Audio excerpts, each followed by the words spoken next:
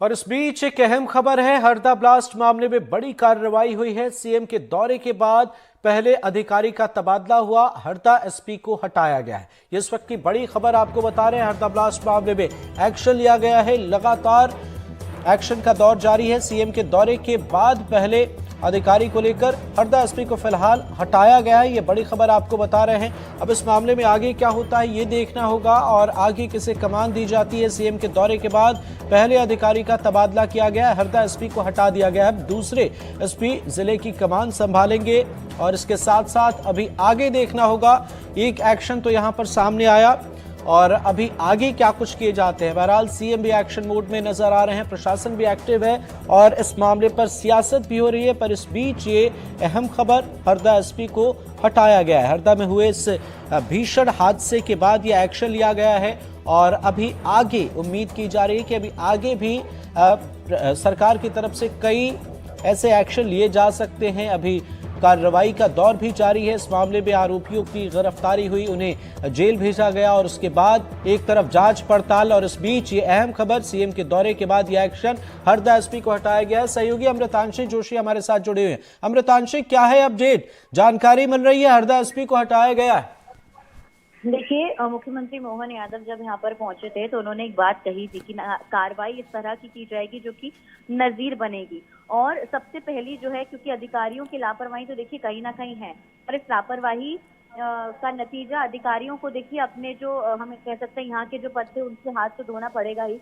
जो हरदा एसपी है संजीव कुमार कंचन को यहाँ से जो है वो हटा दिया गया है और उनको जो है भोपाल पुलिस मुख्यालय में यानी पीएचक्यू में एक तरीके से सहायक पुलिस महानिरीक्षक के पद पर जो है वो पदस्थ कर दिया है।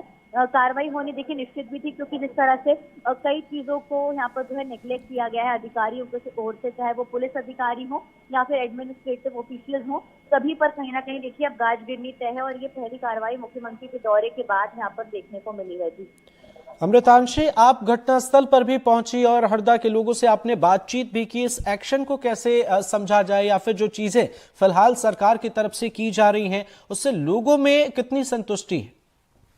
देखिए, बिल्कुल लोग कहीं ना कहीं आक्रोशित तो थे ही और आक्रोश की वजह भी यही थी कि लोगों ने बार बार जो है जब कहा था कि यहाँ पर बार बार उन्होंने शिकायतें की है, लेकिन शिकायत होने के बावजूद भी कभी किसी पर जो है कोई ठोस कार्रवाई नहीं हुई। फैक्ट्री को 2 से 3 दिन के लिए सील किया जाता था, लेकिन फिर उस सील को हटा दिया जाता तो फैक्ट्री दोबारा से शुरू हो जाती। तो देखिए कहीं ना कहीं ये गंभीर लापरवाही तो है ही और इसको क्रिमिनल ऑफेंस तो माना ही है खुद पुलिस ऑफिशियल्स ने भी, लेकिन एडमिनिस्ट्रेशन और जो भी हम कह सकते हैं पुलिस अधिकारियों की गलती थी वो उनका जो है नतीजा उनको भुगतना तो पड़ेगा ही। और इसलिए ये कार्रवाई एक नजीर बन के हो सकता है उभरे और लोगों के जो, हालांकि हम एक तरीके से कह सकते हैं कि बर्बादी का जो मंजर है वहां पर उसको शांत होने में समय तो लगेगा, लेकिन कहीं ना कहीं उनको भी थोड़ी राहत इस फैसले को देखकर शायद हो। जी ठीक है अमृतांशी, आखिर में एक अहम सवाल, हरदा एसपी को तो हटाया गया है, इसके साथ साथ किस तरीके से एक्शन लिए जा रहे हैं, क्या कुछ चल रहा है?